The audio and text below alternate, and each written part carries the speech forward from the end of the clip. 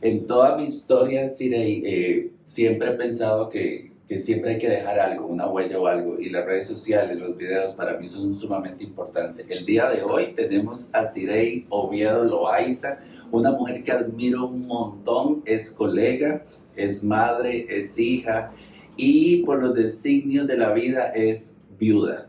Enviudaste a una temprana edad, estaba fuera del país, se encontraba en Chile, tenía un hijo de 2 años y uno piensa, Sirey, que siempre, bueno, cuando consigue pareja, que va a ser para toda la vida, Sí. y no se espera que estas situaciones pasen. Preséntate, ¿quién eres?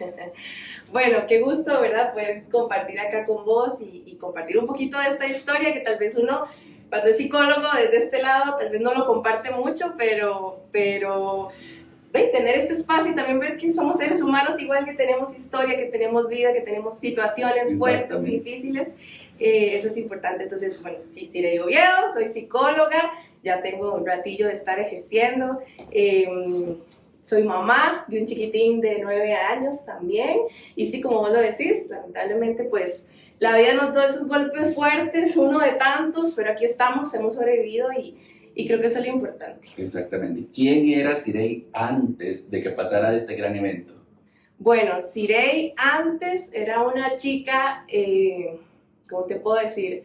Con muchos miedos y muchos temores, la verdad. Hija única, ¿verdad? Entonces, y criada con su mamá. Mis papás se separaron desde muy pequeña, tenía por ahí 4 años, y pues desde entonces, no tuve contacto con mi papá por muchos años, entonces era como súper chineada, súper, ¿verdad? Yo siempre lo decía y lo comparto, que en algún momento tenía como esa fantasía de que a mí nunca me iba a pasar nada. Era como una burbuja donde yo sentía que a mí no me iba a ocurrir nunca nada malo. ¿Sí percibías eso? Como que... Sí, o sea, yo me acuerdo estando pequeña de que de pronto había, no sé, terremotos o situaciones feas en otros países. Y yo decía, claro, aquí no pasa porque aquí tengo algo que me protege y no me va a pasar nunca nada, ¿verdad? Entonces, claro, cuando vienen estas situaciones hay un cambio en Sirey, ¿verdad? Es como una realidad que me golpea y me dice, no, a vos también te pueden pasar cosas.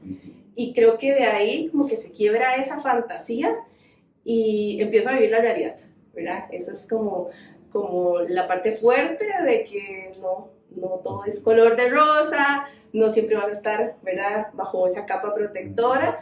Yo entiendo, mi mamá también, desde su amor y todo, tratando de proteger para que no pase nada malo, pero de a qué punto también de que se crea esta fantasía sin querer y sin ningún tipo de intención de parte de ella, ¿verdad? Pero sí, no sé, siento que antes no tenía tan clara como la vida, sí, sentía que todo era muy fácil, muy sencillo, no había tenido golpes tan fuertes. Sí, unos años antes había fallecido mi papá, pero igual había sido como que lo pasé. Diferente, muy sí, diferente, muy claramente. distinto, muy distinto. ¿Buscaste esa ayuda terapéutica para poder afrontar esta situación de una manera más fácil? Sí, o sea, como psicóloga, por supuesto. De hecho, yo estaba, bueno, vivíamos en Chile, yo justo en ese momento me estaba formando en una especialidad en psicología gestalt y yo estaba ya haciendo mi proceso. Ya ese era mi segundo, no, ya había terminado hace 2 años de haber hecho terapia, continuaba en ese proceso y justo pasa la situación, ¿verdad? Donde, pues sí, una situación muy lamentable porque no era como que estuviera enfermo, ¿verdad? Hubiera estado enfermo durante mucho tiempo. La situación. Fue muy rápido en realidad. Fue una cuestión de, ¿verdad? Él pues había tenido un cáncer de joven, entonces había quedado ciertas secuelas y después de muchas situaciones de mucho estrés que manejó él, lamentablemente pues empezó a afectarse mucho, sus defensas se bajaron, el hecho de tener cáncer hace que, ¿verdad?, el estrés sea una bomba para ellos y empezó un tema en su corazón, ¿verdad?, le había dado como una neumonía bacteriana, entonces ahí empezó todo. Y cuando nos dimos cuenta, pues había un daño demasiado grande en su corazón que lo que requería era un trasplante de corazón, ¿verdad? En una persona de 30 y, vamos a ver, él tenía como 35 años, por ahí, 36, si no me equivoco, ahorita estoy un poquito mal de números, pero de súper joven, ¿verdad? Entonces, cuando los médicos nos dicen de su situación, nosotros como que no imaginamos que en cuestión de 2 meses iba a fallecer, ¿verdad? Entonces sí fue como un golpe demasiado fuerte a la realidad. Paralelamente estaban pasando otras situaciones de él, ¿verdad? En términos de la empresa que tenía, y había pasado una situación ahí muy compleja con su socio, y al final pues todo se perdió, ¿verdad? O sea, él estaba muy, muy afectado emocionalmente por todos esos temas. Claro que incrementó todo. Todo se incrementó. Entonces, estando solos en otro país, era mucho más compleja la situación. Se puso un momento difícil, ¿será? De ese proceso, de que vos dijiste, yo ya no puedo más con esto. Sí, claro, o sea, yo empecé a tener ataques de pánico en las noches porque él pues le daba mucha tos, ¿verdad? Se le llenaban los pulmones de agua, entonces pasaba con mucha tos toda la noche. Mariano chiquitito, el pequeño, ¿verdad? En su otra habitación se levantaba, yo tenía que estar velando por los dos, hasta que llegó el punto en donde yo dije, los voy a meter a los dos al mismo cuarto porque yo no puedo estarme dividiendo. Pero sí llegó un punto en donde yo sentía que yo ya no quería más, ¿verdad? Porque era como, ¿cómo me está pasando esto? Exacto. ¿Verdad? ¿Cómo es que está ocurriéndome esto? Entonces sí, o sea, todo ese tiempo igual estaba acompañada terapéuticamente por mi psicólogo allá en Chile, que me ayudó un montón a poder como ir pasando todo esto, pero aún así jamás imaginamos que iba a ser tan rápido. Exacto. ¿Verdad? ¿Te costó pedir ayuda? No, creo que eso, a ver, tal vez a nivel, digamos, de cuando tengo que buscar un psicólogo, un psiquiatra, no me cuesta. Me cuesta un poquito más cuando es, por ejemplo, pedirle ayuda a un amigo, pedirle ayuda a mi mamá, ¿verdad? Eso es algo que es parte como de esas temillas ahí que uno ha trabajado, ¿verdad? Pero siempre son ahí como el punto débil. Pero a nivel terapéutico no. Tal vez por el hecho de tener esta conciencia de que yo soy psicóloga, sé que esto me va a funcionar. Y siempre lo digo, o sea, y al final uno también es una transacción, vos estás pagando para que te ayuden, ¿verdad? Entonces hay como menos compromiso de cargar a la otra persona, de cómo la voy a llenar de estos problemas y qué me va a decir, ¿verdad? Exacto. Entonces, sí, por ese lado tal vez no me costó tanto. En ese proceso de viuda como psicóloga, ¿llegaba gente a decirte cosas como inadecuadas sobre el duelo? Ah, sí, o sea, eso, y yo siempre lo entendí, yo, obviamente desde este lugar de, ¿verdad? Que uno tiene como esta empatía y que puede comprender y decir, lo que me está diciendo esta persona, que yo sé que me quiere, ¿será con mala intención? No. ¿Qué te decían específicamente? Me acuerdo, por ejemplo, una persona que me dijo como como que me dijo, ay, no quisiera estar en tus zapatos, ¿verdad? Qué duro, qué difícil esta situación. Ay, tan joven, ¿verdad? ¿Cómo tan joven te vas a quedar sola como un chiquito? Sí, como que el tema de la muerte solo sí. Fuera para personas adultas mayores. Claro, o sea, y es que es tan extraño, o sea, realmente, y yo traté de hacer la tarea como de buscar incluso grupos de viudez joven, y no hay, ¿verdad? O sea, no existía porque yo decía, seré la única persona joven que se acaba de perder a su esposo, ¿y cómo se hace para seguir? ¿Verdad? A mí me hace gracia porque, bueno, mi abuela perdió a su esposo, ¿verdad? Mi abuelito hace 4 años, y yo la veo a ella y ella es como, yo obviamente ya nunca más voy a hacer mi vida, ¿verdad? Porque ya no. Y en algún momento yo decía, ¿será que a mí me va a pasar igual? ¿Verdad? ¿Lo pensaste? ¿Es que nunca más ibas a volver a formar un hogar, una familia con alguien diferente? Tal vez no lo pensaba tanto, porque sí me acuerdo que cuando recién pasó la situación, todo el mundo se me acercaba y me decía, usted tiene que hacer su vida. Usted está demasiado joven, usted no se quede sola. En ese momento de duelo. O sea, en la vela. Ajá, sí, ¿verdad? En la vela. Entonces era, no se quede sola, usted no puede, ¿verdad? Usted tiene que salir a hacer su vida, prométanos que usted no se va a quedar así, ¿verdad? Y yo, ok, toque, necesito primero pasar esto y ya yo después veré si puedo o no puedo, ¿verdad? Entonces, sí, yo entiendo los comentarios, ¿verdad? Porque también es desde el amor, desde el, pucha, no queremos que esté sola, pero en ese momento yo necesitaba vivir el duelo.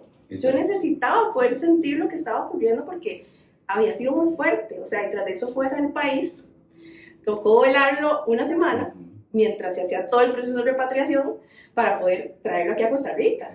¿Verdad? Entonces, es más difícil el proceso aún. O sea, yo llego al punto en donde ¿Y ya... lo hiciste sola, este proceso?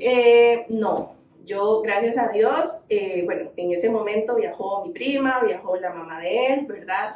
Y allá tenemos muy buenos amigos, que somos nuestra familia allá en Chile, que nos acompañaron durante todo el proceso, ¿verdad? Durante todo el proceso.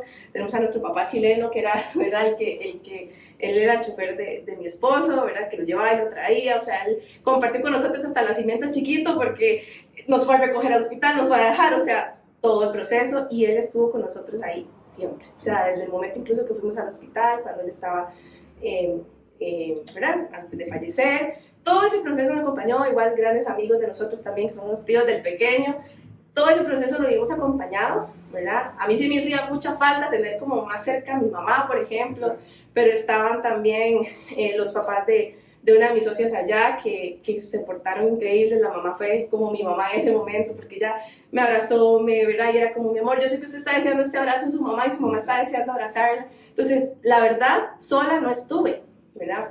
Fue súper lindo poder sentir el cariño de estas personas, ¿verdad? Que tal vez no son familia sangre, que fuimos construyendo una relación y se convirtieron en o sea, en una red de apoyo increíble en ese momento. Exactamente, en esa familia que no podías tener, construiste vínculos. A veces la sociedad actual nos dice que los vínculos, que somos independientes, podemos hacer cosas solos, pero esos vínculos sí son importantes y ese apego sano también es importante.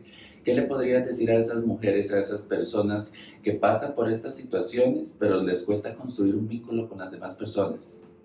Uh-huh. ¿Qué le podemos decir a esas personas? Bueno, que no se queden solas, o sea, no podemos con todos solos. Realmente es muy difícil intentar superar situaciones como estas tan fuertes en soledad. Cuando nos aislamos, más bien lo que hacemos es como hacernos un daño, ¿verdad? Al contrario, hay que buscar la forma de obligarse a uno a buscar apoyo. Como les digo, o sea, mis puntos débiles es precisamente eso, y yo me obligaba a salir, me obligaba a, ¿verdad? Que si me invitaba a comer, ir a comer con esos amigos, aunque no tenía ganas. Y yo siempre lo digo, y se lo digo también a mis pacientes, a veces no se trata de hacerlo por voluntad, sino por conveniencia. ¿Verdad? Me conviene hacerlo, no tengo la voluntad. Y fue difícil que lo pudieras entender, lo que yo me voy a obligar para poder avanzar. Quizás fue difícil en el sentido que pues, suena muy fácil decirlo, ¿verdad? A la hora de aplicarlo es como, uy, es que no tengo ganas, ¿verdad? Y no voy a negar, no voy a decir como que mi proceso fue siempre bien y en compañía, o sea, yo tuve que necesitar en su momento medicación, estuve, sí, como 2, casi 3 años medicada, porque sí entré en una depresión muy fuerte, ¿verdad? Porque no solamente fue como la muerte de él, fue toda la situación alrededor con el tema de su negocio, temas legales, se perdió todo, digamos, el patrimonio de él. Entonces eran situaciones que a mí hicieron que mi duelo fuera como un poquito postergado, porque él falleció, pero yo tuve que seguir resolviendo temas. Entonces, o sea, él fallece en mayo y como hasta octubre yo es que empiezo a caer en cuenta. Y justo en un momento en donde Chile estaba entrando en crisis social, y fue súper interesante eso, y siempre lo cuento porque fue, o sea, la gente manifestándose, encendían, verán los metros, o sea, el ejército salió a la calle, o sea, la gente se peleaba. Y yo decía, Dios mío, lo que estoy sintiendo adentro, lo estoy viviendo afuera, que es este caos. Y ahí es cuando yo entro en razón y digo, estoy mal. Y buscaste la ayuda farmacológica. Sí, en ese momento. Empecé, claro, porque era muy fuerte. Sin embargo, el momento así como claro, donde yo dije, yo necesito buscar ayuda, fue porque yo tenía que seguir, o sea, después de haber perdido toda la parte toda la parte del patrimonio de él y todo eso, yo dije, ocupo seguir trabajando, yo no puedo parar. Y lamentablemente este trabajo depende de nuestra salud mental, entonces yo traté de hacer como que no pasaba nada, y se me ocurre atender a una persona. Y esa primera persona que me toca atender era un chico que el día anterior había intentado suicidarse. Cuando yo lo escucho a él explicarme cómo se siente y cómo fue que llegó a ese punto, yo me acuerdo que yo terminé esa sesión, lo despaché y yo empecé a llorar.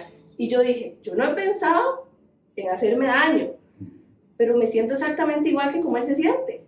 ¿En qué momento yo voy a poder, o sea, yo de pronto cuando me di cuenta, estoy caminando hacia un puente o estoy caminando hacia un lugar para, o sea, ¿en qué momento? Exactamente. Y ahí fue cuando yo le dije a mi mamá, mami, necesito ayuda. Yo creo que necesito medicación porque no quiero llegar a hacer eso. O sea, mi hijo me necesita, ya lo tiene a su papá. Entonces fue como ese momento clave donde yo dije, ocupo ayuda. Exacto. Y poder definir que ocupamos ayuda es súper importante, es fuerte, porque a veces es muy difícil pedir ayuda, porque también nos perciben como personas que no tenemos problemas, como personas que podemos autogestionar de manera eficiente todo, pero es imposible. Y aquí vamos a meter a tu hijo, que es un hijo maravilloso, es un chico súper inteligente, que hemos tratado en varias ocasiones. ¿Cómo fue, Sirey, poder decirle a él, tu papá ya no está? Porque desgraciadamente a nivel social se se malentiende que hay que ocultarle porque no entienden, los niños entienden claramente cómo fue esta situación con Mariano cuando su papá ya no estaba, esos momentos iniciales. Fue demasiado duro, porque me acuerdo que esa vez, o sea, bueno, creo que no lo expliqué, pero a él le dio un infarto estando en casa, en la noche, ¿verdad? Entonces yo me despierto y o sea, porque escuché un golpe y cuando lo veo era él en el suelo, entonces yo trato de hacerle reanimación y en ese momento el pequeño se despierta y ve que su mamá está encima del papá. Claro, él se asusta y me empieza a quitar, ¿verdad? Entonces, para él fue una experiencia también sumamente traumática. De hecho, cuando yo tuve que pedir ayuda a unos vecinos del frente y llegaron, ¿verdad? Y se llevaron al pequeño, yo seguí con él en lo que llegaban paramédicos y todo. Y cuando ya nos dijeron, vamos para el hospital, la vecina me dice, es que tu niño no quiere hacer nada, está como ido. Y yo lo vuelvo a ver y está viendo, o sea, estaba de verdad completamente ido, él estaba como en un estado de shock. Y claro, uno del conocimiento sabe lo que está pasando, entonces fue como, él está en shock, yo necesito explicarle qué está pasando, porque simplemente él me vio así y se lo llevaron, ¿y qué pasó? ¿Verdad? Y desde ese primer momento yo dije, él necesita entender lo que está pasando, él necesita saberlo. Y yo le dije, mi amor, papá está enfermito, vamos para el hospital, no sabemos qué está ocurriendo, ahorita vuelvo. Bastó con que yo le dijera eso, se desbloqueó y siguió jugando, ¿verdad? Cuando ya vuelve al hospital, él se quedó con la que era mi socia, ¿verdad? Allá en Chile y otra amiga. Cuando yo vuelvo, ya tenía que darle la noticia, ella se retira, yo me quedo con él y me acuerdo estar con él sentado, lo tenía en mis regazos, lo abrazaba, ¿verdad? Y yo le dije, mi amor, me acuerdo que abrí la ventana, estaba el cielo y entonces yo le dije, mi amor, tengo que decirte que papito ya no va a estar más con nosotros, ¿verdad? Sí, me acuerdo que esta amiga trabaja con niños, ella es psicóloga infantil y me había dicho, tenés que ser clara, tenés que decirle la verdad. Es que es lo mejor para todos los procesos. Tenías que decirle la verdad. Entonces yo le expliqué a él, obviamente para su edad, ¿verdad? No le dije, papá está en el cielo, porque yo decía, después me dice, ¿cómo hago para llegar al cielo? Exactamente. Como si fuera un lugar concreto al que se puede ir. Yo le dije, el corazoncito de papá ya no funciona y se detuvo. Y eso significa que ya su cuerpo ya no está funcionando y ya no va a estar acá. Claro, para uno como adulto eso es como, porque hasta uno mismo es más fácil como adulto decir, está en el cielo. Sí, ¿verdad? Es más práctico. Pero ser tan concreta con él para mí era rudo, pero al mismo tiempo, que me doy cuenta ahora al tiempo, que Mariano es un niño que él no le tiene miedo a hablar de la muerte. Exacto. Él le preguntan, ¿y tu papá? Mi papá falleció. Y la gente se queda así como, porque tal vez están esperando que digan, mi papá está en el cielo, es un angelito. Y él es muy concreto, entonces sí nos ha pasado a veces con algunas maestras que ha tenido que nos preguntan, ¿cómo manejas el tema? Y yo, con toda la natural del mundo. Él sabe que su papá está muerto y él dice, sí, mi papá está muerto. Y lo dice naturalmente porque así lo hemos aprendido a manejar, ¿verdad? Y también debemos de comprender que la muerte es parte del proceso de la vida, pero también lo omitimos porque no nos han enseñado a vivenciar este tema tan importante de la muerte de una manera natural, pero es natural. Es importante poderlo hablar, es importante poderlo gestionar de una manera directa. Sirey, ¿qué le dirías a esa Sirey cuando estaba empezando el duelo? Actualmente, ¿qué le dirías a esa mujer que probablemente no sabía gestionar ese proceso porque nadie lo sabe? Sí. Puntualmente, ¿qué le dirías? Que todo pasa, que el dolor no es que se va, pero sí aprendemos a vivir con él, ¿verdad? Yo digo que a mí eso me ha hecho mucho más fuerte y de las cosas tal vez que cuando las digo la gente se queda como wow, ¿verdad? Es que yo digo, yo necesitaba vivir este proceso para entender muchas cosas.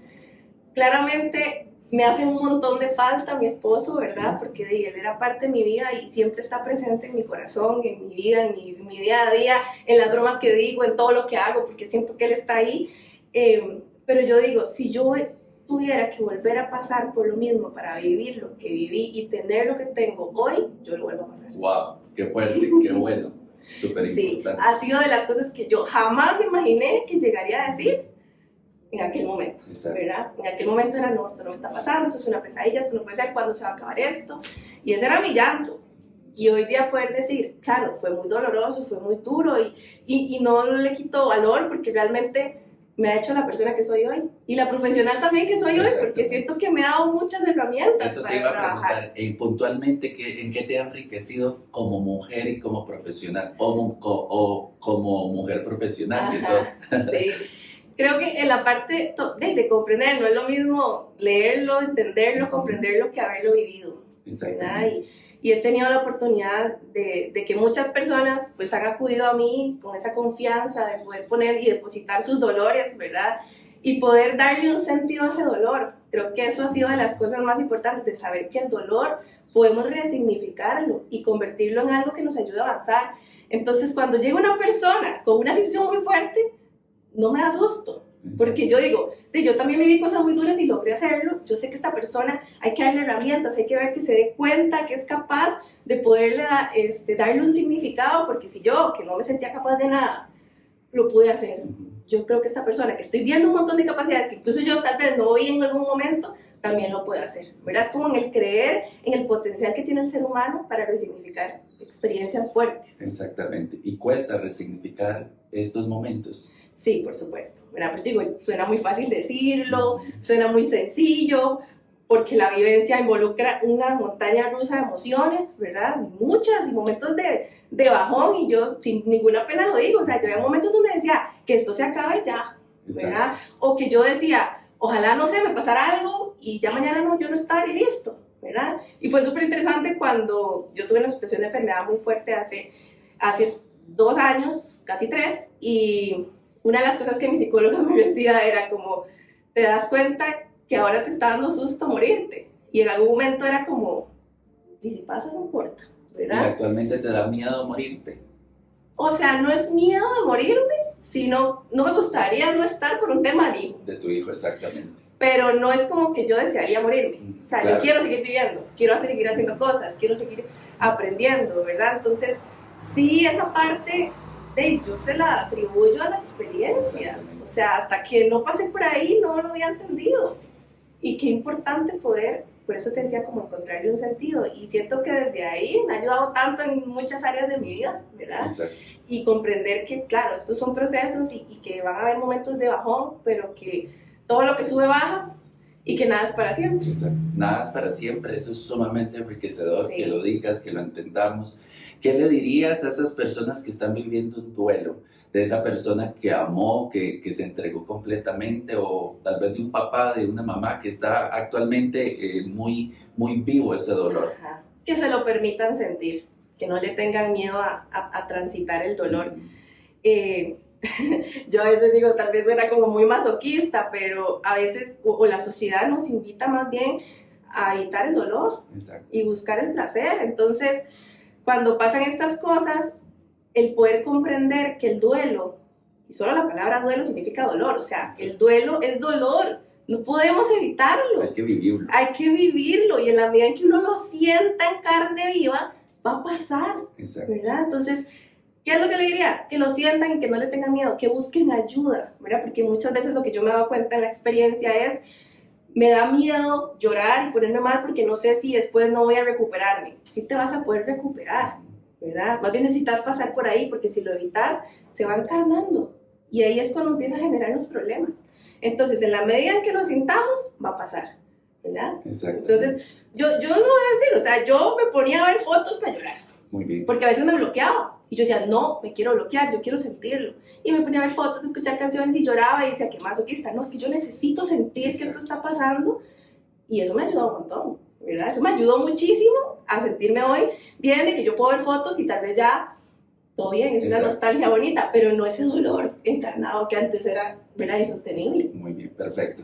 En psicología usamos rituales para avanzar con procesos y demás. ¿Qué rituales haces vos como familia, vos y tu hijo, específicos que te han ayudado en este proceso de duelo, en este proceso de sanación y para tu hijo de manera directa? Ok, con él, bueno, los días del cumpleaños del papá, es un día que tratamos de estar juntos, ¿verdad? Pues obviamente con trabajo y todo cuesta a veces un poquito, pero por ejemplo ese día tratamos como de, ¿verdad?, de compartir, de mirar al cielo, decir qué les gustaría decirle a papá, ¿verdad? Hablemos con él, de tenerlo presente. aunque siempre lo tenemos presente, es el día como que empezamos a hablar de él, de pronto vemos fotos, lo recordamos y celebramos su cumpleaños, ¿verdad? Decimos como, bueno, hubiera sido tantos años ya aquí con nosotros, qué bonito. Días como, por ejemplo, el día de su fallecimiento, sí tratamos también de que sea un día alegre, ¿verdad? Por lo menos yo, particularmente, a mí no me gusta como visitar el cementerio. Lo he hecho porque pues hay otras personas que sí se les hace importante, entonces las acompaño y todo. No soy fan de eso, la verdad. Y tal vez me he involucrado. Perdón, sí es importante también reconocer Sí. esas cosas. Esto no es para mí, entonces lo voy a omitir para poder hacer otra cosa. Claro, porque tal vez hay gente que dice, ay, pero ¿cómo? Ahí está, ¿cómo vas a hacer eso? ¿Cómo lo vas a abandonar? No, es que al final de cuentas él ya no está ahí, ¿verdad? La que queda soy yo, y si eso a mí no me hace bien, ¿para qué me voy a exponer, verdad? Y si yo no estoy bien, ¿cómo voy a llevar a mi hijo a un lugar en donde ve que tampoco mamá está bien? Entonces prefiero omitirlo en la medida de lo posible cuando se pueda.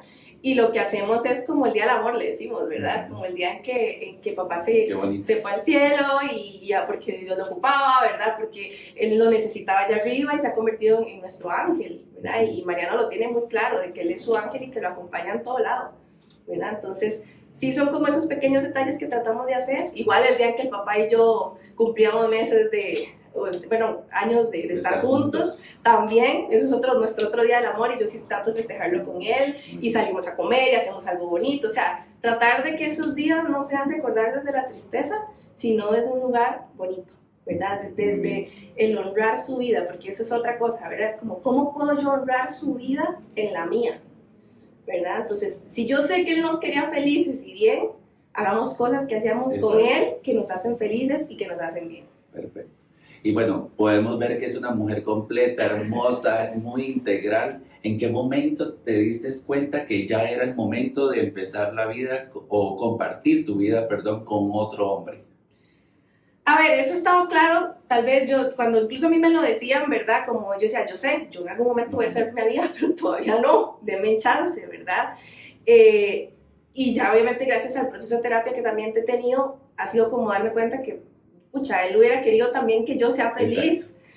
Y lo que sí es que después sea feliz con alguien que me haga bien, ¿verdad? Entonces, sí también eso lo he tenido muy presente, no en la comparación de que tiene que ser igual que él, porque yo sé que no va a ser igual que él, pero la forma en cómo era nuestra relación y todo, yo digo, ya yo aprendí, es como cuando uno tiene una pareja y termina, hay cosas que no te gustaron, hay cosas que sí, esas que sí usted dice, a mí me gustaría que esto lo tuviera una eventual relación, no es la persona, porque tengo claro que la persona no es, pero estas cosas son las que a mí me gustarían. Entonces empezar yo también a tener claro qué es lo que yo quiero para una eventual relación, separándolo de él, me ha ayudado también a darme cuenta que, bueno, tal vez ya estoy lista para eventualmente poder tener una relación, porque ya logro separarlo y no sentir como tal vez al inicio me pasaba, ay, lo estoy traicionando, ¿verdad? O estoy siendo infiel. ¿Te pasaba mucho al inicio? inicio? Sí, al principio me pasaba montones, me sentía mal. Me sentía súper mal y yo decía, no, yo no puedo hacer esto o no sé cómo hacerlo. ¿Cómo cambiaste eso para que ya no te sintieras culpable, para que esa culpa se fuera? Porque era claramente que emocional, no era moral. Ah, no, súper emocional. Moral claramente no, porque no estaba con nadie. Como te digo, con el proceso de terapia, ¿verdad? Fue como ir separando a la persona de las actitudes de lo que yo quería en una relación, ¿verdad? Y comprendiendo también que, lo que te digo, yo tenía derecho a seguir mi vida, a conocer a alguien, a ser feliz, porque era lo que él me decía siempre, ¿verdad? Y también si yo lo pienso al revés, si hubiera sido yo la que me voy, a mí no me hubiera gustado que el hombre se quedara solo. Exacto. Pero eso sí, me hubiera gustado que esté con alguien que lo quisiera tanto como yo lo pudiera haber querido, o más, ¿verdad? O que lo quiera todavía más, porque tal vez mi capacidad era menor, ¿verdad? Pero que lo pueda querer hasta más. Entonces, el comprender esas cosas me permitió darme cuenta que tengo chance también, que tengo derecho, aparte también estoy joven, entonces... Bueno, ya casi, ahorita no vamos a estar más jóvenes, entonces hay que aprovechar ahorita la juventud. Estás sumamente joven, es un año menor que yo, entonces estamos sumamente jóvenes. ¿Cómo podríamos resumir todo esto tan rico que nos has compartido el día de hoy? ¿Cómo podríamos definir tu proceso, Sirey? ¿Cómo podría resumirlo? Bueno, que al final la vida no siempre es perfecta, la vida no siempre va a ser estable, pero siempre se sale adelante y siempre hay una razón para continuar, ¿verdad? Siempre hay una razón, hay un motivo, hay un algo. Sea una persona externa que te da la motivación también para seguir internamente, o sea porque hay algo en uno mismo que lo ayude también a salir adelante, ¿verdad? Yo siento que a veces el externo es la excusa. Uno dice, así es por fulanito, ¿verdad? Yo así es por mi hijo. Pero si está en mí, motivarme por él es porque hay algo en mí que me permite poder seguir adelante. Entonces, que no hay dolor para toda la vida y que pues podemos seguir siempre adelante. Exacto, es hermoso poder sanar de una manera correcta, de una manera integral. Es posible por medio del proceso psicológico. ¿Cómo podemos encontrar a Sirey en redes sociales? Porque es lo que ustedes pueden percibir por medio de su proceso, es lo que ella transmite a sus pacientes. ¿Cómo estás en redes sociales? Aparezco como psico.Sirey Oviedo L. Okay, así me pueden encontrar. ¿Qué le puedes decir a todas esas personas que están indecisas de poder dar ese paso para su proceso psicoterapéutico? Ajá. Que se manden al agua, ¿verdad? Que obviamente al principio da susto porque tal vez no sé cómo va a ser. Claramente yo siempre le digo, encontrar terapeuta es como encontrar una pareja. Tenés que hacer clic. Y hay gente que tal vez va a la primera, no me gustó y ya dice, no funciona. No, desen el chance también de conocer diferentes estilos, diferentes formas. Investiguen también, vean las redes sociales. Una de las cosas que ayuda mucho ahora es que ver videos y ver esto también te ayuda a ver cómo es el terapeuta. No hay necesidad ya como antes de ir a la cita y esperar. Y descubrir todo ahí. Ya uno lo puede ver de a priori, entonces desen el chance porque es la mejor inversión que uno puede hacer para su vida, definitivamente. Exactamente. Bueno, te agradezco un montón el espacio, poder darme esta oportunidad de conocerte más y proyectarte también como profesional. Y recuerden que cambiar de estrategia nunca, nunca está mal. Así Gracias, es. Sirey. No, un placer. muchísimas gracias a vos.